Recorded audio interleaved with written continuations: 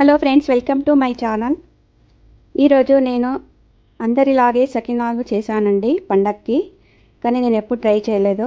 మా ఇంట్లో కూడా నేను ట్రై చేద్దామని ఇవాళ ట్రై చేశాను.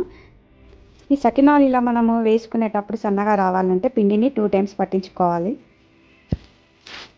అప్పుడే మనకి మెత్తగా ఇలా సన్నగా వస్తాయండి వేసుకునేటప్పుడు. మనం ఇప్పుడు ఇలా అనగానే ఇలా విరిగిపోతేనే మనకు క్రిస్పీగా వచ్చినట్టు. ఇప్పుడు దీని ప్రాసెస్ చూద్దాము. సకినాల తయారీకి కంట్రోల్ బియ్యం తీసుకోవాలండి. పాత అయితే మరీ మంచిది. ఇవి 3 టైమ్స్ కడిగిన తర్వాత రాత్రంతా నానబెట్టుకోవాలండి. ఈ బియ్యం 3 kgs ఉంటాయండి. ఇవి 3 టైమ్స్ కడిగిన తర్వాత రాత్రంతా నానబెట్టుకోవాలి. ఒక 12 hours నానాలండి. బియ్యం ఎంత నానితే అంత మంచిగా వస్తాయి సకినాలు. ఆ తర్వాత మార్నింగ్ 6 o'clockకి 10 నిమిషాలు వడగట్టుకొని ఒక కాటన్ క్లాత్లో ఇలా ఆరబెట్టుకోవాలి. ఇలా కొంచెం తడిగా ఉన్నప్పుడు పిండి పట్టించుకోవాలండి. ఆ పిండి పట్టించిన దాంట్లో 3 kgsకి 1/2 kg నువ్వులు వేసుకోవాలి. ఆ తర్వాత ఇందులో ఉప్పు ఎలా వేసుకోవాలంటే ఇలా పిడికెడు తీసుకొని 3 టైమ్స్ వేసుకోవాలి. ఎందుకంటే 1 kgకి 1 పిడికెడు ఉప్పు పడుతుందండి. ఇది 3 kgs కాబట్టి 3 టైమ్స్ వేసుకోవాలి. ఇలా 3 పిడికలు వేసుకుంటేనే సకినాలకి ఉప్పు సరిగ్గా సరిపోతుందండి. ఆ తర్వాత 2 చెంచాల ఓమా వేసుకోవాలి.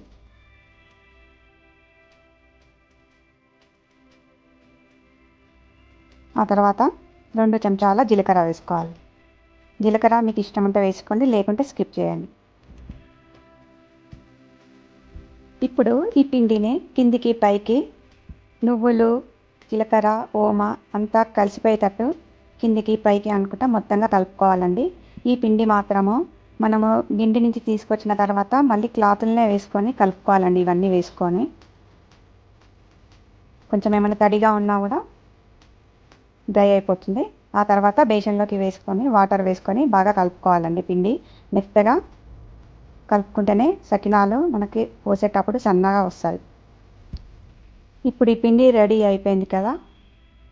ఇప్పుడు మనం దాంట్లో నుంచి ఒక చిన్న ముద్దలా చేసుకొని దానికి కొంచెము కుంకుమ బొట్టు పెట్టి దాని చుట్టూ సకినాలని ఇలా సన్నగా వేసుకోవాలండి. ఇలా 3 లైన్స్ అయినా 4 లైన్స్ అయినా వేసుకోవచ్చు.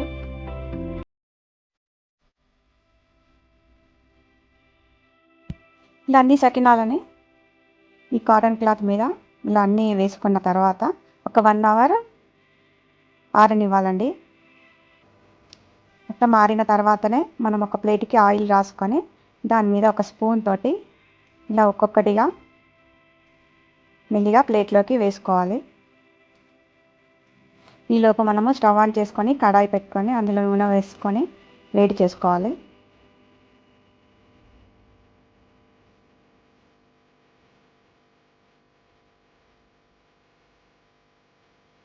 ఇలా ఒక 4-5 వేసుకున్నానండి నేను ప్లేట్లో.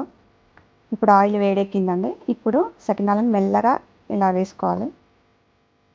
మంటని మీడియం ఫ్లేమ్లో పెట్టుకొని సకినాలని మనం వేయించుకోవాలండి. అప్పుడే మనకి సకినాలు క్రిస్పీగా వస్తాయి, లోపల ఉడుకుతుంది, మంచిగా కాలుతాయి కూడా. అప్పుడే క్రిస్పీగా ఉంటాయి మనకి. సకినాలు చూసారా ఎలా వచ్చాయో? విరిగిపోకుండా ఇలా జాగ్రత్తగా మనము అటు ఇటు కాల్చుకోవాలండి.